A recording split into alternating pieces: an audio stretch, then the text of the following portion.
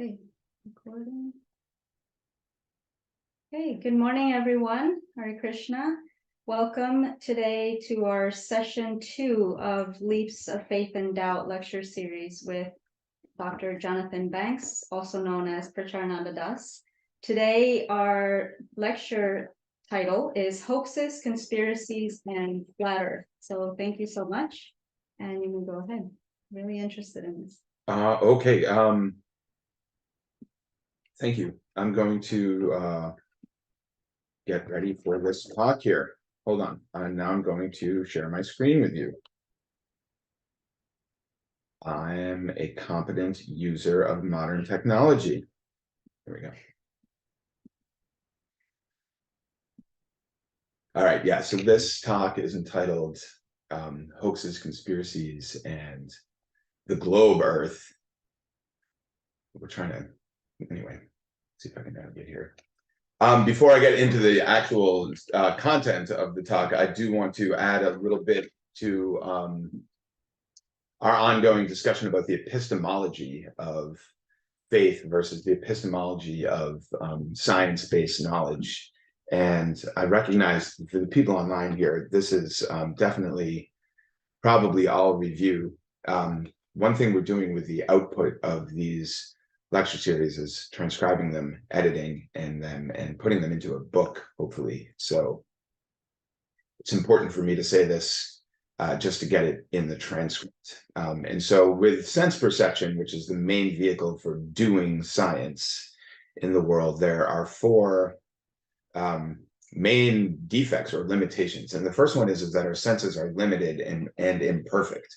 So we can only see within a certain range of electromagnetic frequencies. We can only hear things that are at certain vibrations of acoustic waves. And even along those lines, our vision is imperfect. So even within the spectra, or the spectrum that I can see of the electromagnetic radiation, the focus isn't always perfect. I need glasses to drive. Other people need glasses to read things that are up front. So even within the range that we have, our sensors are not always working perfectly all the time. And because of this, we have a tendency to be in illusion, which means basically we have a tendency to not understand things correctly. So things are as the way they are, regardless of what we make out of them.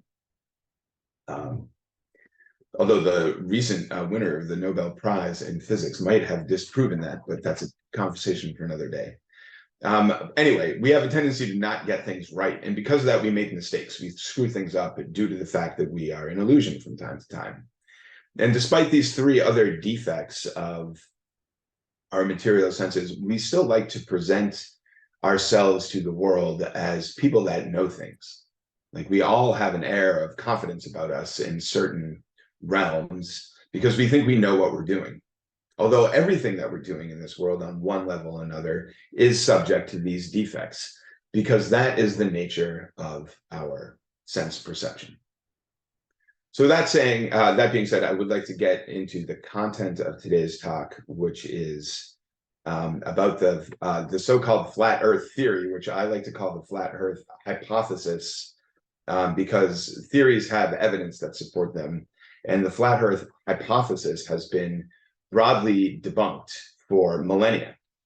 And so why is it important that we talk about it if this has been debunked for millennia? We've had this debate, I think, amongst several of us here on the call and within the Bhaktivedanta Institute in general. And we do see, and this is noted in the broader society as well, that there is a resurgence of people in the world who believe that the earth is flat. And they use this to further a political agenda. So they can believe whatever they want to believe, but then they mix this in with culture wars and all kinds of stuff, identity politics and so on and so forth. And because this is arising in the secular society, we also see a resurgence of this in our own society and within the Hare Krishna movement. And some of this is also fueled by a very mistaken idea that the Srimad Bhagavatam itself says the earth is flat. And I will address scriptural references to this point at the end of the talk in brief. The scriptures are there for you to read them yourselves. And so we want to put some information out there, not to try to debunk the flat earthers. This is a fool's errand, in my opinion, But to give people who may be bewildered by this or who may be confronted by this from time to time in their lives, some tools by which they can at least understand the facts as they are. So basically what we're talking about when we talk about the shape of the Earth is we're talking about a science called geodesy, or the science of geodetics, which is the quantitative study of the size and the shape of the Earth. And this has been going on for literally millennia, for nearly over 2,500 years, close to 3,000 years in the West. And I'm sure Steve D or Prishni are more qualified to speak on how long that's been going on in India than I am. So I'll give them a chance to chime in with those numbers at an appropriate time, which is not now. But we're saying at least 3,000 years in the West. But as far as like direct observational evidence that the Earth is a round ball, there are pictures of the Earth from space. This is the first picture of the Earth that was ever taken from space. This was the lunar orbiter took this picture, an unmanned lunar orbiter in orbit around the moon as part of the Apollo test missions, took this picture in 1966 on its way back to Earth after going in orbit around the moon. This is the second picture that was ever taken from the Earth from space.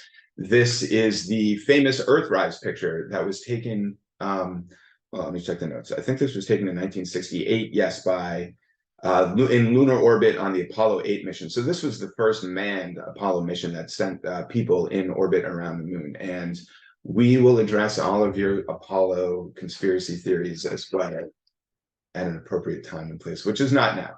I'm presenting the evidence as the scientists would present it. This was a picture that was taken in lunar orbit by William Anders, a real guy who claims to have taken this picture in December of 1968. That was followed by this picture, which is one of the most famous pictures in the canon of science, I would say. This is the so-called blue marble that was taken in 1972 by, I believe, Apollo 12 or Apollo 14. Oh, I could check the notes. I made notes. Apollo 17, my bad. Shortly leaving Earth parking orbit, which is when the Apollo missions went, they would launch the command module into orbit around the Earth, check to make sure all of the systems were working. That was called an Earth parking orbit. And once they were confident that all of the systems on the command module were working, they would launch out of Earth parking orbit into a translunar parabolic orbit before landing on the moon. And again, we can talk about whether or not they actually landed on the moon later, but this is a picture that the astronauts of Apollo 17 claimed to have taken shortly after leaving Earth parking orbit. It is one of the most famous pictures in all of science, the blue marble. And notable in this picture when talking about the flat Earth is that flat Earth hypothesizers will claim that Antarctica is a ring of ice at the edge of the Earth that prevents everything from falling off it. And in very stark contrast to that claim, you can clearly see, I'm pointing at the TV as if anybody here can see what I'm pointing at. Let me use the arrow. Here we go. Yeah, you can clearly see Antarctica. This is not a cloud here. This is the content of Antarctica at the South Pole. It's clearly shown in this picture. Bringing that up into the modern age, this was a picture that was taken, I think in 2015 by the Discover program. The Discover program was satellites that were sent out into very wide Earth orbit in order to study solar weather, space weather. So satellites that can predict things like solar flares or gamma ray bursts or asteroids coming in near Earth passes and whatnot. But these satellites were sent far enough out into space that they could take pictures of the whole Earth. And not only of the whole Earth. Here you have a picture of a lunar transit of the whole Earth.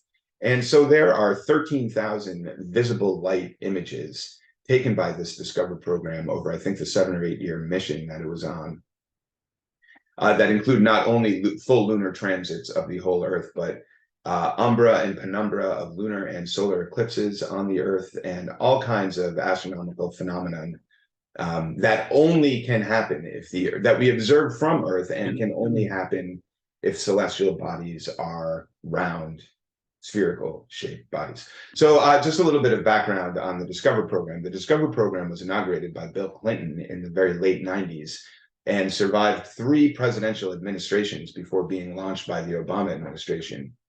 And so that is a 20-year unbroken chain of government records that support the fact that this satellite is real and these pictures are real. And I could also say the same thing about the Apollo mission. The Apollo mission was started in 1961 with an act of Congress. I think in very early 1962, President Kennedy gave one of the most famous, and in my opinion, one of the best speeches in presidential history, where he announced the Apollo program to the rest of the nation at Rice University, where he set out quite clearly why humans were going to the moon. He laid out a geopolitical agenda and a social agenda that quite clearly established the social and scientific purposes and military purposes, of course, for going to the moon. And that leads me to just want to talk a little bit more about epistemology and the idea called Occam's razor. So people who believe that the Earth is flat, by definition, need to assign some kind of conspiracy or hoax to all of the photos that I just showed you. And as I mentioned, with modern technology and modern satellites, there are hundreds of thousands of pictures unstitched together, just whole Earth pictures of satellites that are available in the public record, that have been put into the public record, not only by NASA, but by all of the world's major space agencies.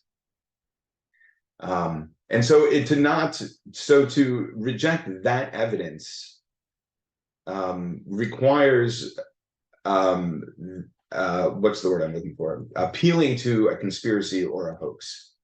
And the nature of a conspiracy or a hoax is that there's no evidence to debunk them, right? And the fact that they can't be debunked is also part of their endurance and their appeal. It's like, there's no way I can say that this wasn't a hoax. If you believe it is a hoax, there's no amount of evidence that is going to change your mind. But in science, we talk about something called the principle of parsimony, or as it's kind of known in popular science as Occam's razor. And this is just a funny cartoon of Wile E. Coyote finding the most ridiculous ways to catch a roadrunner. The principle of Occam's razor says that of any number of possible explanations for a phenomenon, the one that has the fewest number of assumptions underpinning it is the correct one. And that's why we say that the sun is at the center of the solar system and not the Earth, because the math involving planetary motion of planets around a central star is much simpler and involves fewer assumptions than the math that shows the orbits of the planets around the Earth, although that is also what we observe. The explanation is different. So that's the principle of Occam's razor. So I would leave it up to the audience to decide what is more believable, that some deep state conspirators covered up government programs that have decades of documentation upon which hundreds of thousands of people worked and billions of dollars were spent, or that humans have the technology to launch rockets into space and take pictures. That's for you to decide. This is a picture, if you decide the latter, this is a picture of all of the satellites that were when this picture was taken. I think this picture is from 2016 or 2017, of all of the satellites in orbit around space. And you can see that some are in near Earth orbit, some are in wider Earth orbit, but they're all relatively close. In order to get a picture of the whole Earth from space, you need to be quite far away. And that's why there weren't that many of them until the Discover program and other global space agencies started sending their own satellites up. Now I want to rewind the clock, I said about 3,000 years, to why we don't need photographic evidence to know that the Earth is false. So let's say that those people are correct and all of those pictures are hoaxes.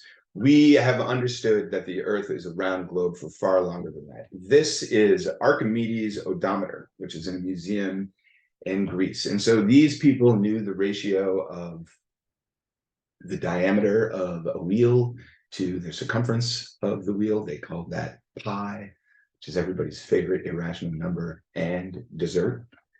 And so this was a 4-foot diameter wheel. And so they knew how far that wheel spun every time it turned. And they had these cogs in the middle that you can see that had a requisite number of teeth in them.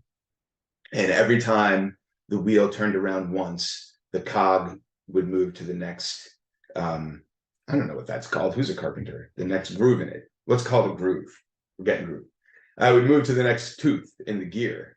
And there were 400 teeth on the gear. And so every time the wheel turned 400 times, the cog would turn once.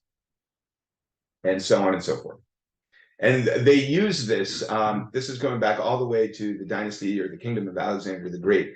Alexander the Great used this to map out his roads across the Middle East and South Asia, or as far as he went. And so they were accurately measuring roads way back when. And in doing this, they gathered a lot of data. They also used to measure land areas for the purposes of collecting taxes and whatnot. And this was these were like the height of engineering of their time. These people were called Bamatists. They were basically Hellenistic Greek land surveyors. And they noticed that if the wheels turn 400 times in a southern latitude or more, let's say a lower latitude, so closer to the equator, if the wheel turned 400 times, they would cover a proportionately smaller distance of the Earth than they would if they did this in a northern latitude. And so this brings up the old joke from young Sherlock Holmes. I don't know if you guys remember young Sherlock Holmes.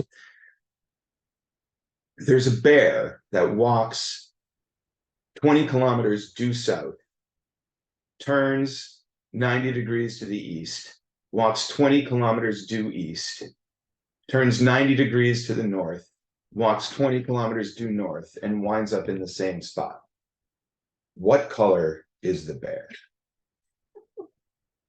And the bear is white because it's a polar bear that started at the North Pole. And if you walk due south from the North Pole, turn due east, walk the same amount of distance, turn due north, and walk back up again, you will be back at the North Pole. And so the Greeks were able to kind of intuit this based on discrepancies in how they measured lands in southern versus or in lower versus higher latitudes, let's say. And that leads us to the famous Eratosthenes and his well at Syene, and how he was able to calculate the circumpolar circumference of the Earth to within 10% of what NASA knows it to be today, using nothing but those carts that Archimedes made and the known distance between Alexandria and Syene and some basic geometry, not even trigonometry. And so very quickly, I'm going to go through this. What we have here, so this is the assumption that Eratosthenes and all these Greeks were working under. The one assumption really that they made is that the sun is far enough away from the Earth such that all of its rays will strike the Earth. So the rays are parallel to each other when they hit the Earth's surface.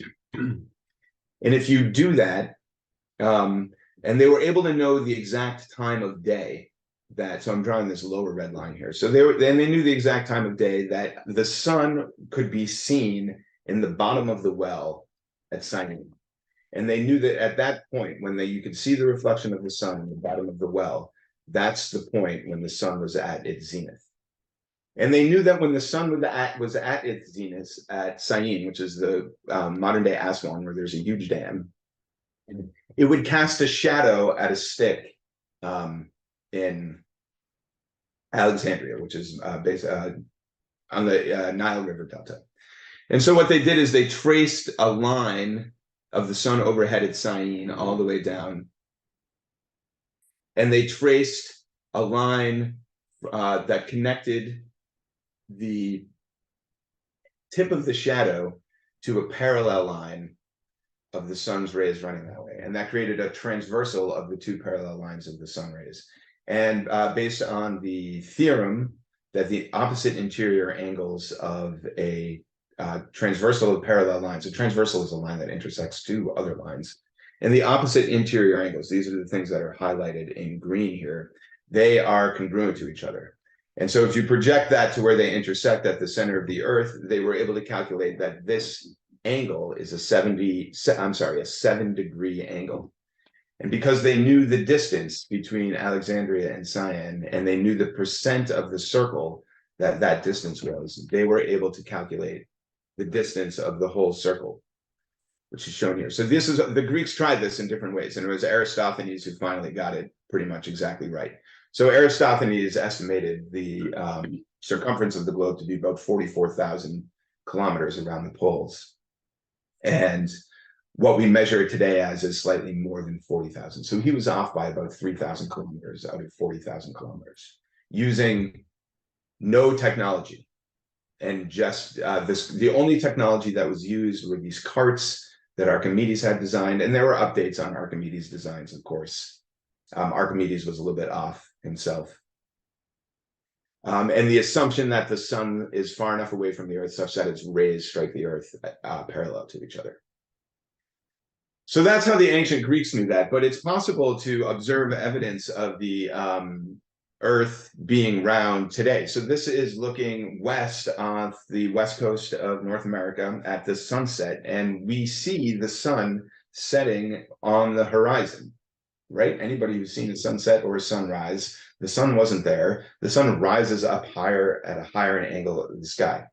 Flat Earth hypothesizers will say the sun is not actually changing its inclination in the sky. It's just moving so far out of our field of view that we can't see it anymore.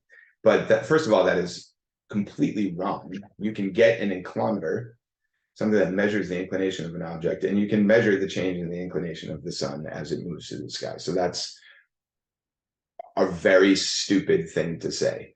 But there's also evidence of the sunset. What makes the sunset so pretty? The colors, the pinks, the purples, and so on and so forth. This is because the angle of these parallel lines of the sun's rays hitting the earth changes. And so the angle that they're refracted through the earth's atmosphere changes the way in which we perceive the light and makes the beautiful colors of the sunset. Oh, my slides might be out of order here. Oh, this is the lighthouse at, let me get this right, Piedras Blancas, I think it is, on the southern coast of California between Los Angeles and San Francisco. It's at about 35 degrees latitude. And if you go stand on the beach here at this point, you can look out over the ocean and the horizon appears to be flat. You have to actually get quite up above, higher than a commercial airliner will fly to see the curvature of the horizon with the naked eye. So if you stand on a beach, it'll appear flat. And Stita raised this question last week, you know, what does it mean to see? You know, and this is how our senses are limited and they deceive us, because if you change what you're observing at the horizon, things appear differently. So up here in the top, we have a boat sailing over the horizon, and you can see that the hull is disappearing before the masts do.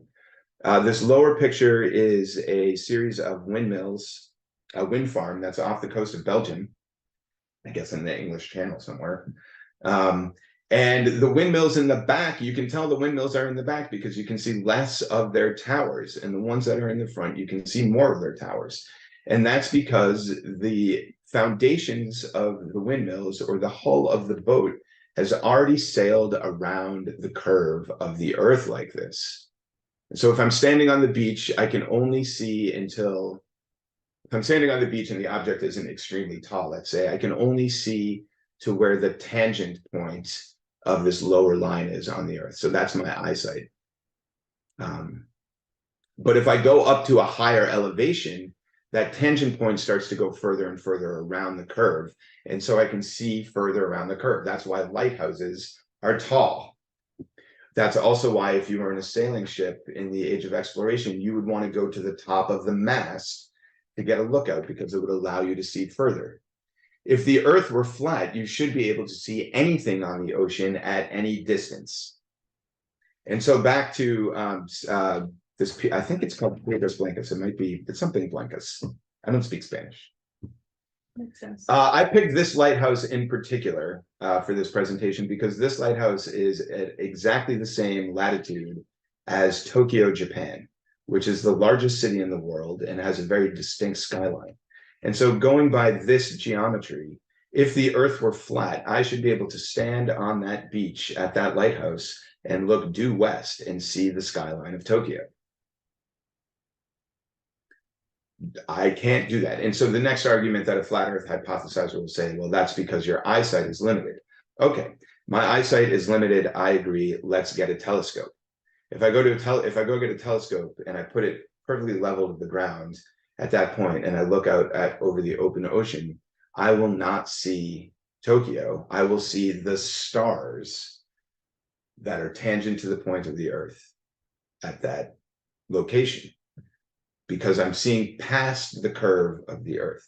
So there is, in fact, observational evidence without any math or technology that the Earth is round. Here's the lighthouse, Piedras Blancas. I was pretty close. In Tokyo, I got correct. So here they are. But you won't see this. You will see the stars that are up over here on this side. So that's how the ancient Greeks not only were able to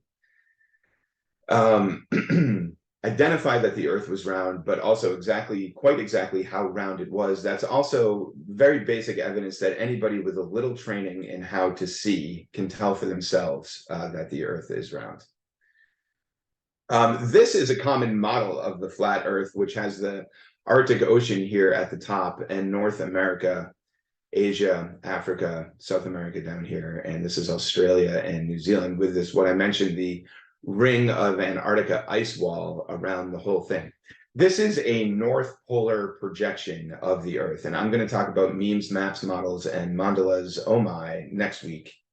So we'll go into what that means. But for now, I just want to point out some extreme inconsistencies with this. And so remember, in science, we cannot positively prove anything, but if we falsify something, we have to remove it from the thing. So the first thing is, if the Earth were flat and the sun was shining, why isn't it sunshine all the time over the face of the Earth? And the flat earthers will say that's because the sun is not as powerful as we say it is. It's not a gigantic nuclear furnace in the sky. It's actually quite close to the Earth, and it acts as a spotlight as it goes around the Earth like this. So that may be true, but the height at which they put the sun in order to make that happen is within the height that commercial airliners fly. So in order to believe that, you would have to believe that the sun is lower or closer to the Earth by half than a commercial airliner would fly. That's up to you to believe if you want. But that does create another inconsistency, which is what causes the phases of the moon. In a globe Earth model, the moon is in orbit around the Earth, and the Earth is moving around the sun. And based on the relative positions of the moon, the sun, the moon and the sun to the Earth, we only see certain parts of the moon illuminated. Moreover, the part of the moon that is facing the Earth, the moon is tidally locked to the Earth, which means we only see one side of the moon. No matter where you stand on the Earth or what phase of the moon it is, we see the same face of the Earth. You need to fly back around the other side of it to see the dark side of the moon. So, but in this model, if you were in Australia, you would see a different side of the moon than you would see if you were in Asia. Or if you were in the southern part of Africa or anywhere in the southern hemisphere, you would be seeing the dark side of the moon in this model. So how does that work? And in this model, the phase of the moon would be different depending on what part of the Earth you are on and what time of the day it is. So this is a cool little picture to make a meme out of, but there's no accuracy in the model itself. The model doesn't make sense according to the laws of physical nature as we understand them. And so there are a number of problems with that picture. I'm just going to go through them very quickly. As I mentioned, the phases of the moon, the dark side of the moon, the eclipses. Eclipses, as we know from astronomy, leaving aside what eclipses are in the Bhagavatam, but from astronomy, we know that eclipses happen when the Earth or the moon pass in front of each other around the sun. And anytime there's a lunar eclipse, which is the shadow of the Earth being cast onto the moon, we see a perfect circle. And the only shape by which that you can shine a light on from any angle and get a shadow that is a perfect circle is a sphere. Anything else you would get at some point times an ellipses, you would get at other points a line, and only in one specific point would you get a circle for the shadow. But you can shine a light on a sphere from any angle and you will always get a circle for a shadow. And that's what we see when there's a lunar eclipse. Another problem with the model that I just showed you is that we know from observation that on Earth, there's a completely different set of stars in the northern hemisphere than there is in the southern hemisphere. In the northern hemisphere, there is a set of stars that rotate around the North Polar star Polaris, and in the southern hemisphere, there's another star. I think I wrote what it is here. Let me check my notes. I'm checking the notes. Oh, I did not add the notes here. Sigma Octoris, I think it's called. And did I write that here? Yes, I did. I can read my own slide. Sigma Octantis. And the interesting thing, so there is some overlap. If you're within the zones of the tropics, you can see a little bit into both hemispheres. And so there is some overlap. But if you're outside of the tropics at a further northern latitude, you will see a completely different set of stars. And not only that, the stars are rotating in different directions relative to their pole star. And that's due to something called the Coriolis effect, which is the apparent deflected motion of an object on something that's spinning. So the Coriolis effect is something we observe in many different ways on Earth. In addition to the direction that the stars are rotating around their poles, we also see this in the direction that cyclones turn and other things, for example.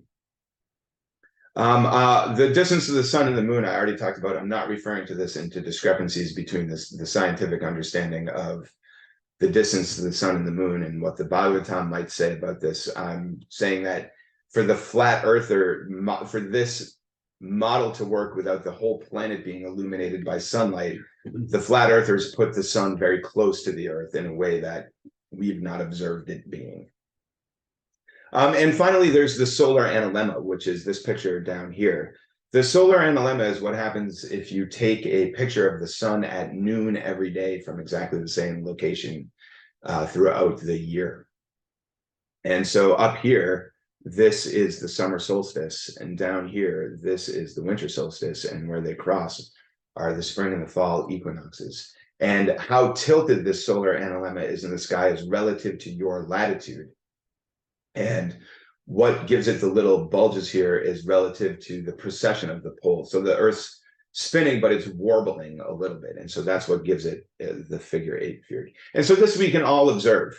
And this is all, Pratyaksha is what we observe. And we talked about last week about Anuman. What to do with what we observe. How do we interpret what we observe? And the idea that, so this does not positively conclude that the Earth is a globe, although it kind of does, but it definitely excludes the idea that the Earth is a flat plane. So they have some issues with just direct observations. They also have, and I'm going to try to go through this pretty quickly, issues with gravity. So the question is, if the Earth is round, how come the oceans don't fall off? Or how come the people in Australia don't fall off? And that has to do with the fundamental misunderstanding of the laws of gravity. So the law of gravity, briefly stated, is the attractive force between objects of mass. And so the Earth weighs yata kilograms. It's like 10 to the 27 kilograms. And we weigh maybe 10 to the 2 kilograms after the Sunday feast, at the most, really. And so we are pulling on the Earth, but the Earth is pulling onto us much stronger. And what I'm trying to say here is that there's really no such thing as down in three-dimensional space. What we experience as down is the direction that is the net force of gravity. And so because the Earth is so much greater in mass than anything on its surface, everything is being pulled to the surface of the Earth. And that's why people in Australia don't fall off, or the oceans don't go sliding off the sides, or anything like that. It seems kind of juvenile to have to say that out loud in 2023, but there it is. And that's also why things form round shapes over time. We can talk about the theory of planetary accretion another time. Then they'll point to the properties of water. And so we go back to the picture I showed at the beach. The horizon looks flat, the surface of the water looks flat, because they'll say, this is the term that they use. They say water will find its level, which is not a thing in water science. I don't want to brag too much, but I do have a PhD in hydrogeology and aquatic chemistry. So I know a thing or two about water. And water finding its level is never something that I learned in a university. That's something I only see in flat earth memes because it's actually not true. On the left side here, we have a picture of water not finding its level in a glass volumetrics or a glass graduated cylinder. And here we have, especially in the middle one, you can see it quite clearly. We have an example of water not finding its level in a stalk of celery. And this has to do with the adhesive and cohesive forces of water. So water is cohesive because of its hydrogen bonds. That means it wants to stick to itself. So that's why we get raindrops. That's why water has a surface tension. It will beat up on a surface. But if the adhesive forces, that's the force of the stickiness between the water and the thing that it's in, is greater than the cohesion of the water, you get what's called the meniscus. You get this little dip in the water here. That's water not finding its level. In the other one, we have an example where the adhesive forces between the water and the organic material of the celery stalk exceeds the cohesive force of the water, and the water gets sucked up the celery stalk, turning the leaves red. This is called capillary action. This is how our blood works through capillaries and whatnot. So flat earth hypothesizers will say water find its level. It's just not true. Then they will say, well, these containers aren't big enough for you to see it finding its level. And that is actually not true either, because an intrinsic property of a substance maintains that property at any scale. That's what an intrinsic property means. So they start to reveal their really extensive scientific ignorance here. The last bit I think I want to talk about is then they will appear, so ruling out gravity, because they can't believe in gravity. They appeal to density and buoyancy, which again reveals some pretty serious ignorance, because both density and buoyancy are gravity-driven phenomena. And we've again known this for over 3,000 years, again with the work of Archimedes, the guy with the odometer earlier. Archimedes' principle basically is that if you have a weight, which is the action of gravity on a mass, that weight will be offset by a buoyant force of the thing that it's suspended in. So if I suspend this 5 kilogram weight in air, the air molecules have less of a buoyant force than the water. And so if I put that weight in a water which has a buoyant force of 2 kilograms, the net weight, which is the action of gravity on that object of mass, is reduced to the buoyant force. And this is why we can float aircraft carriers. This is why we can send balloons into the stratosphere, or people can take a leisurely stroll on a hot air balloon, because buoyancy, but these words have no meaning without our understanding of gravity, at least the understanding of gravity going back to Isaac Newton. So just in this last little bit here, I think that's my last slide. Oh yeah, this is my last slide. Sorry, the most important bit.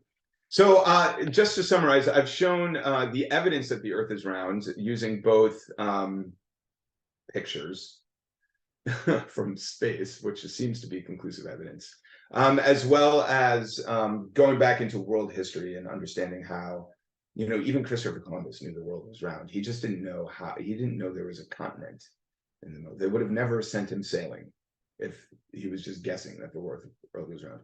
They knew it was round for 2,000 years before then, almost. So I've shown you how that evidence works. I've shown you evidence that you can see for yourself today without any technology. And then I've gone through some of the common arguments that the flat earthers like to present. In conclusion, I'll point out that I think our work at the Bhaktivedanta Institute, I think I'm going to give most of the credit to Prishni here, but correct me if I'm wrong, has compiled a list from Guru, Sadhu, and Shastra, where if they want to reject all of that evidence and debunking exercise that we just went through, to still claim that the Bhagavatam states that the Earth is round. We have 28 references from lectures, room conversations discussing in morning walks where Srila Prabhupada is directly saying that the Earth is a globe, bhu gola. This is repeatedly. There are 25 references and purports in the Srimad Bhagavatam. And we know that Srila Prabhupada said, if you want the best of me, you should read my books.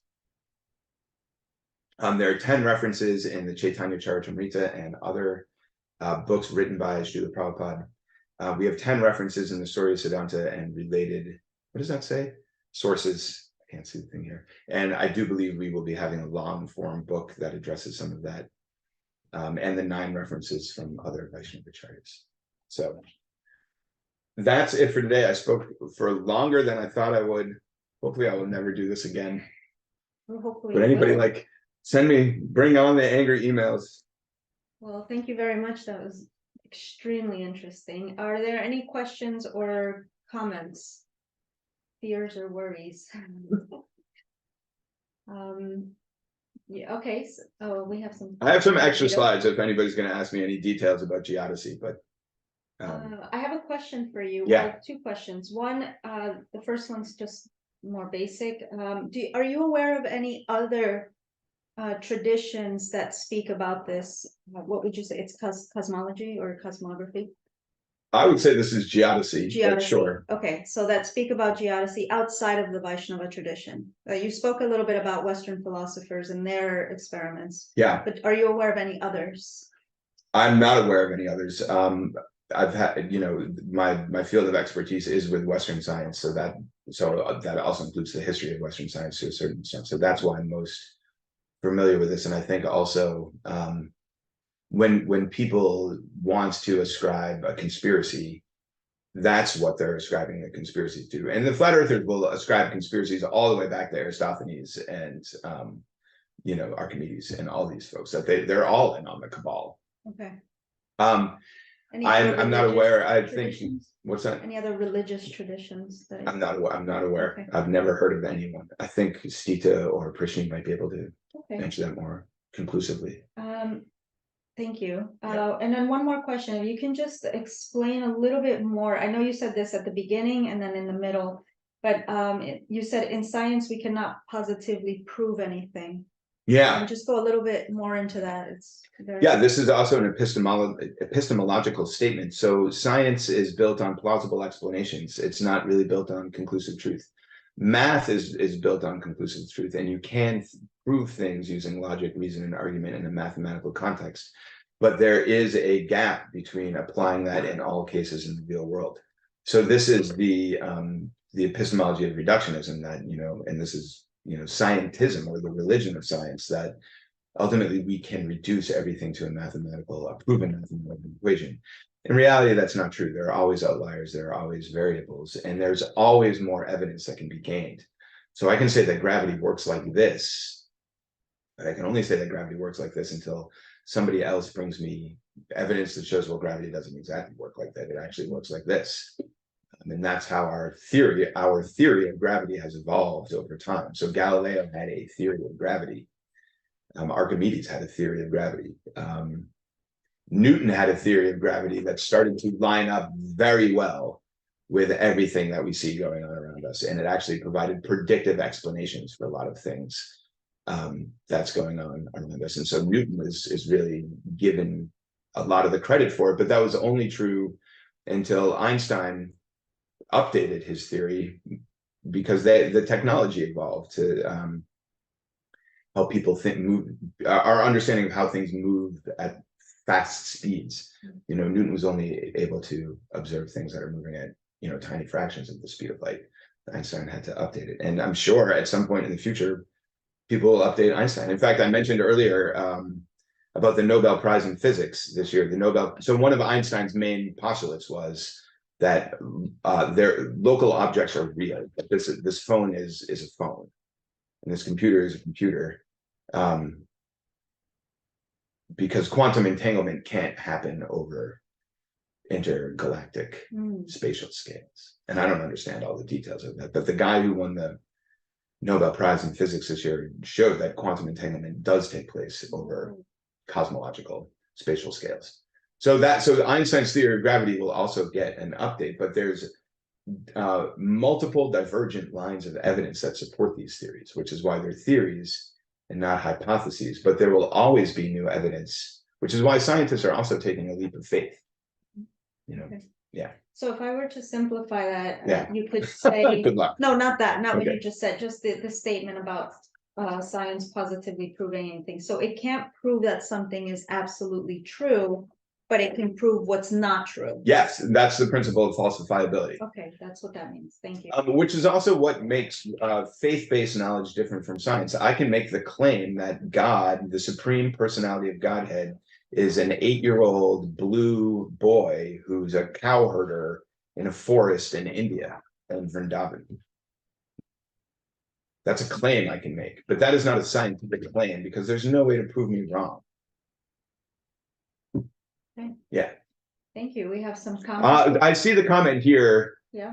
Yeah, no, of course. We definitely do not have a comprehensive theory of gravity, but we do understand enough about, well, I don't know, it's a great point. And there's this quote from Einstein where he talks about a lot of times, once we have an established theory, it's like we fit our observations to make the theory continue to work. When in reality, we're not really thinking outside of the box enough. I don't have the quote myself, but I mean, Newton didn't have a comprehensive theory of gravity, but without what we call Newton's theory of gravity, we wouldn't have airplanes, right? You know, we understand it from the perspective of being able to control it within our limited sphere. We definitely do not have a comprehensive understanding, even of what it is. Yeah, good. Thank you. Yeah, thank you, Peter. I would always fascinated by anything having to do with Isaac Newton. We're having Questions. Okay, BT, I'm just gonna say, not now, buddy. Well, we can postpone that one. Okay. BT's asking about the theory that the Earth rests on a tall ice pillar at the South Pole. We all know, BT, that it's elephants. Yeah. It's Yeah. they're not ice Like elephants. cake pop. Not a cake pop. Rukmini is asking about yoginas. I will talk more about yoginas next week in my presentation on models, memes, maps, and mandalas. Oh my! In ISKCON, we accept the yojana to be 8 miles, and Prabhupada has put that value in parentheses in his books. Prabhupada did also tell some of his leading disciples to rewrite that if they needed to. So we can take that as we can, but there are differing versions of what a yojana is, and there's also more devotional interpretations that don't link yojana to a material distance, but to degrees of consciousness or progressions towards the mode of goodness. So yojanas, we'll talk more about yojanas next week. I'm not overly prepared to get too much into yojanas right now. Okay, well, that give us something to look forward to for next week. These measurements. Any other questions or comments? You can raise a hand, just unmute yourself, pop it in the chat. Hi, Haribol. It's Ishwar here. I couldn't find the raise hand button this time. I don't know. Probably disappeared from my screen. So I am very new to this whole, what you're talking about here, Prabhu. And what is it really? Does the Bhagavatam embrace a flat earth at some point in time that's causing this conversation to begin with? No, it absolutely does not. The Bhagavatam talks about Bhumandala, and that is going to be the main. So there's some method to my madness in the order of these. So Bhumandala is what we will be talking about next week, and Bhumandala is described as a series of concentric rings of islands and oceans.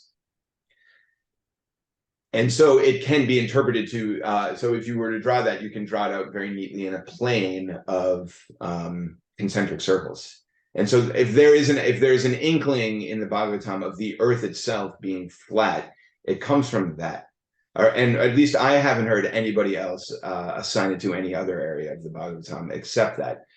There are a number of problems with that. First of all, even we see in space, there are rings. Saturn has rings, Uranus has rings, but they're not flat.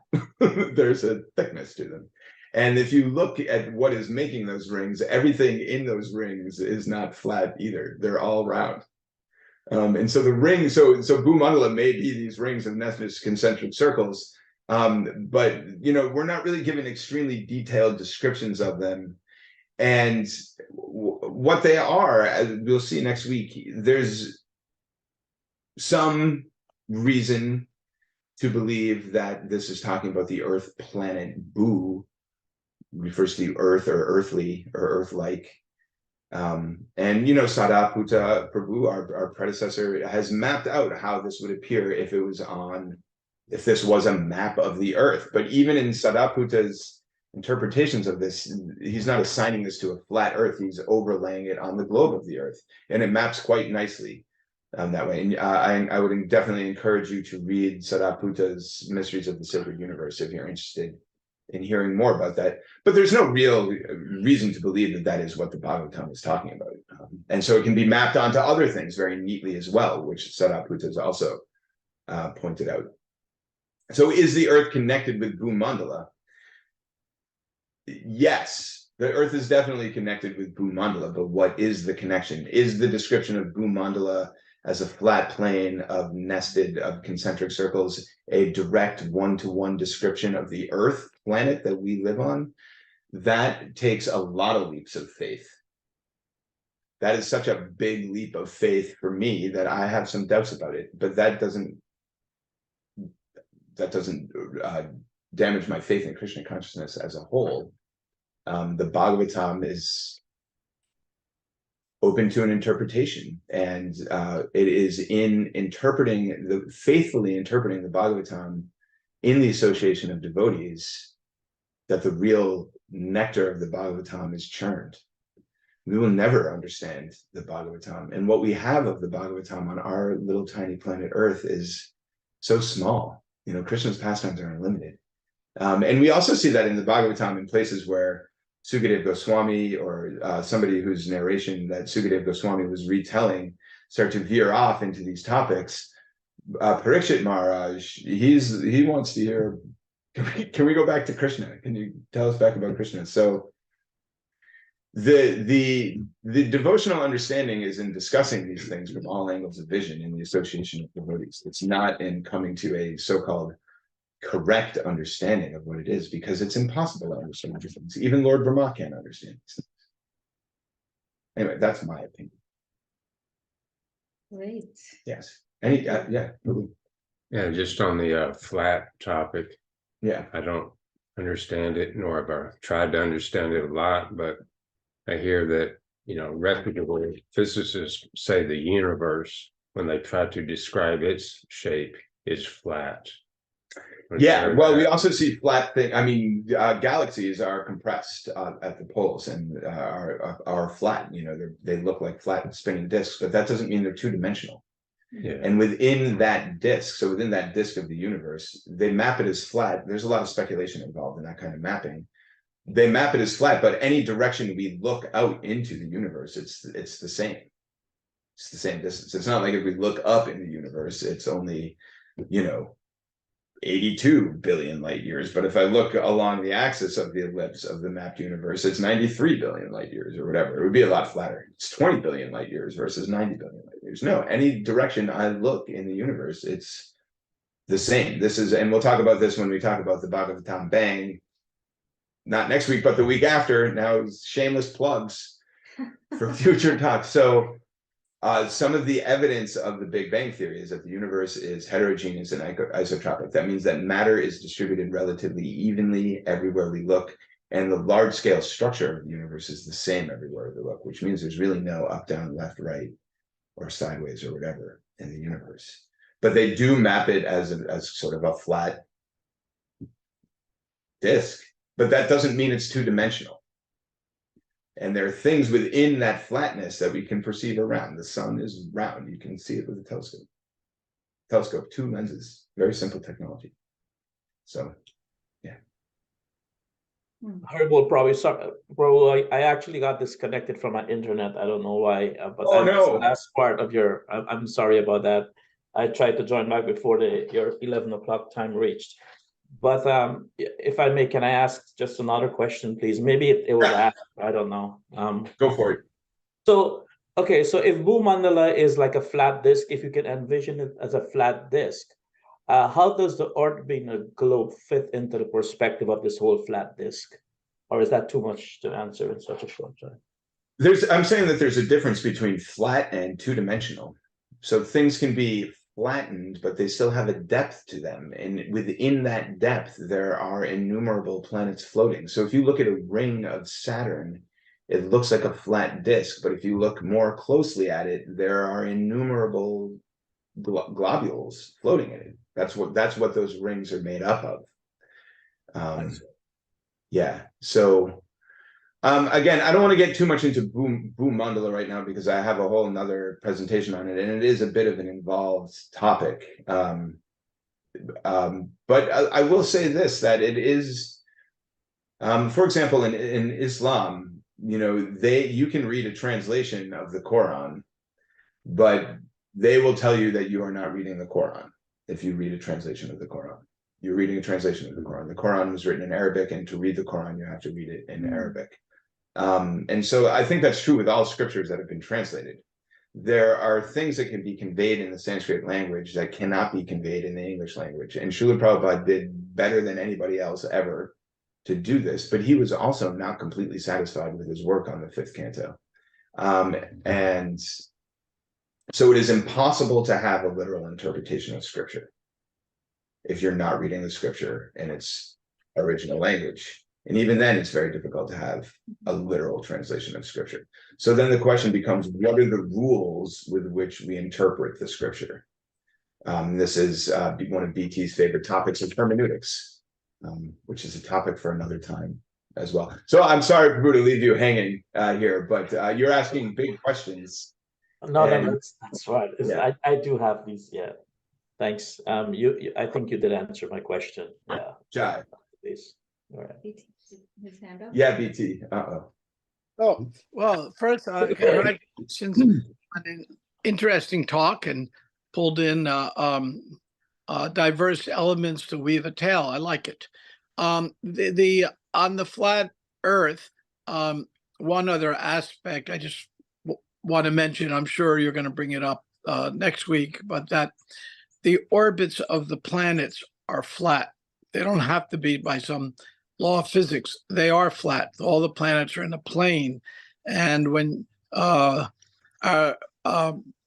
listener who asked about it, and you referenced Mysteries of the Sacred Universe, reading Mysteries of the Sacred Universe will bring out a lot more of that detail of what's the relationship of the flat plane of the planets, which is modern and frankly ancient astronomy, and how that fits in with flat Earth theory. So that's just another piece to come. Thank you. Yeah, that is. I will say actually that standard idea of the planets revolving in a flat plane around the sun is not modern astronomy anymore. Now that astronomers have been able to accurately map the motion of the sun around the center of the galaxy, that Keplerian model is actually quite outdated, and now it is shown as a helix with the sun moving and the planets moving with the helix around the sun. So this is again an example of how the theory of planetary motion is updated, but it will never be 100% accurate. There'll always be more to know. But BT's point is good, is that we see that the planets in that Keplerian model, the planets are in a plane to the sun, and that's one of the reasons why they kicked Pluto out of the club, is that Pluto's not orbiting in that plane. It's off the plane. But still, there are big round balls. I mean, Jupiter is huge. It's huge. Jupiter was just a few kilograms away from becoming a star itself. By a few kilograms, I mean a few millions of kilograms. But Jupiter is so big, it nearly had enough mass of hydrogen to ignite into stellar fusion on its own. In which case, we would have had a binary star system with no planets instead of what we see now.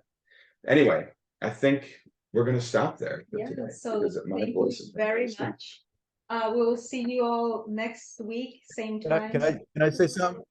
I have Yeah. Yeah, go ahead, Go ahead. please. One thing is like Pacharnanda's raising is there's been this acknowledgement of the Earth as a globe well into the ancient world. This was known within the Vedic tradition as well. And there was back and forth between the Greeks and the Indians, and that's a big conversation. But then you have this Puranic tradition talking about a cosmos that is just defies observation for ordinary human beings, and it's, and yet the dimensions of of this description of Bhumandala fit within dimensions of the solar system. I don't know what that means, but Sada mapped it out pretty mathematically accurately, or with precision that suggests a need for further study. So I don't know, if you want to, it does suggest a lot of questions about the nature of time and space.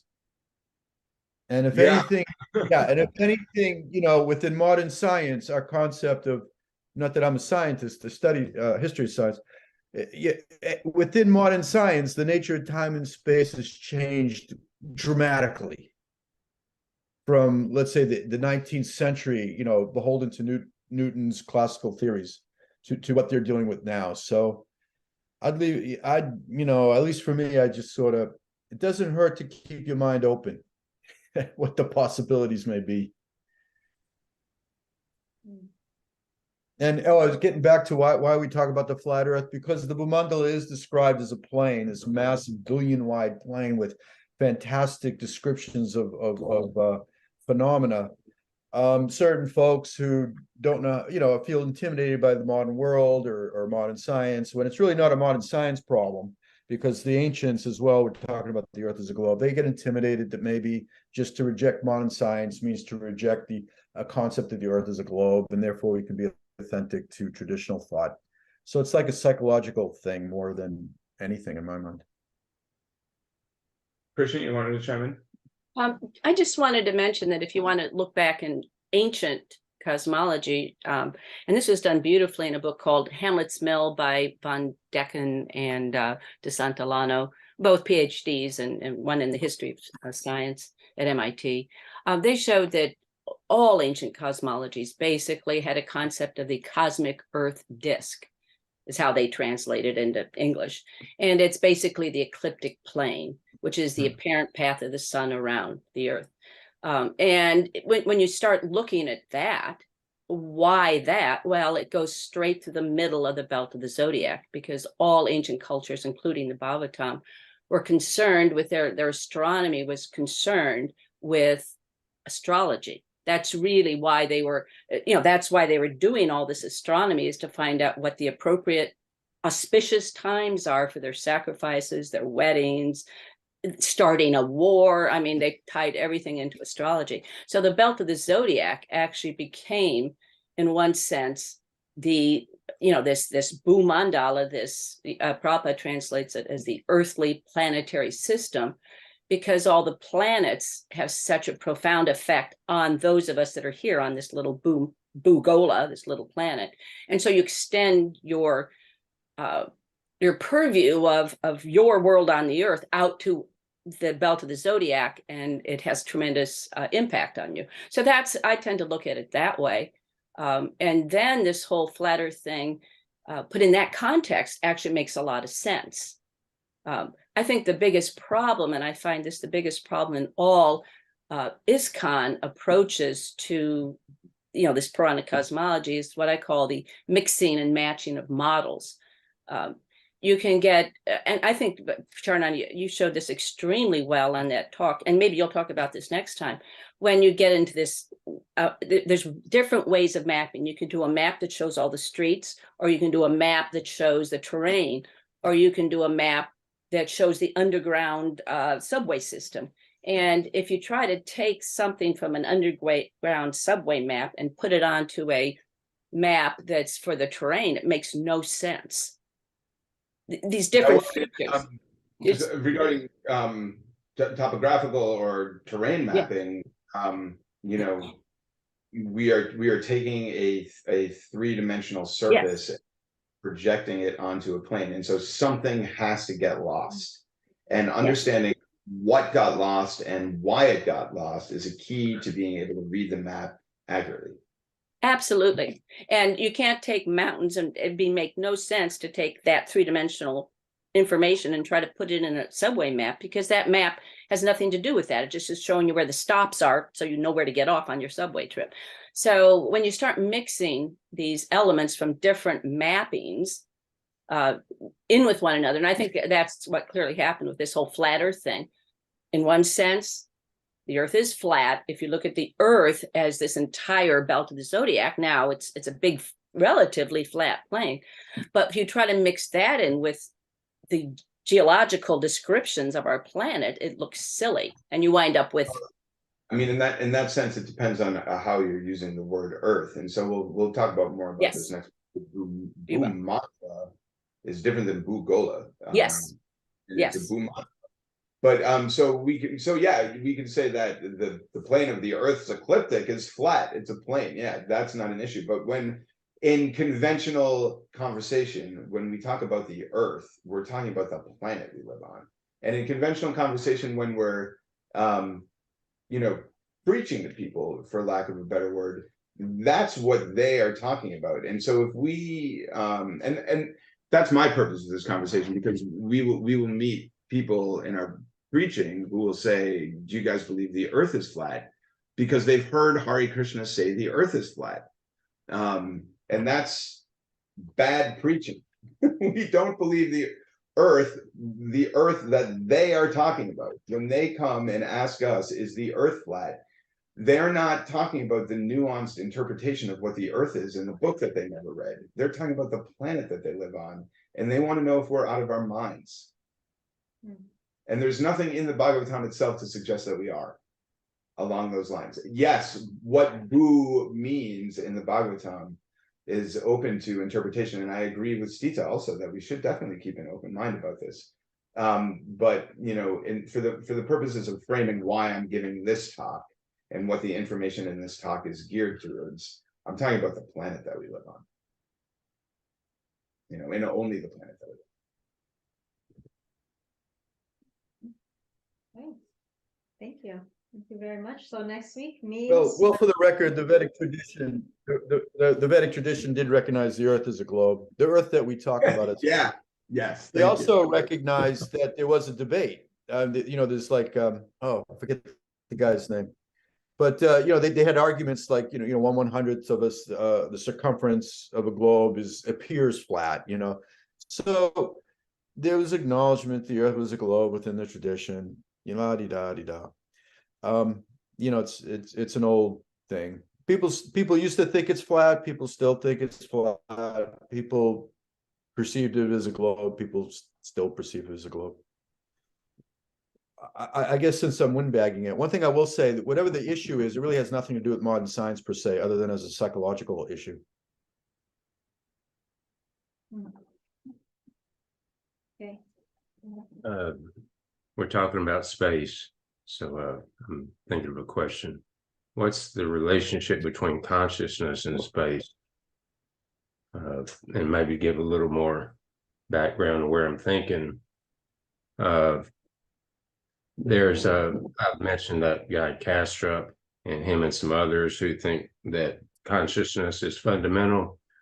So they say that space is not fundamental. It's like we envision space as like a fundamental aspect of reality. And in that, we build our philosophy or theories of stuff. But so he rejects that idea and somehow, I guess, posits that space is a function of consciousness.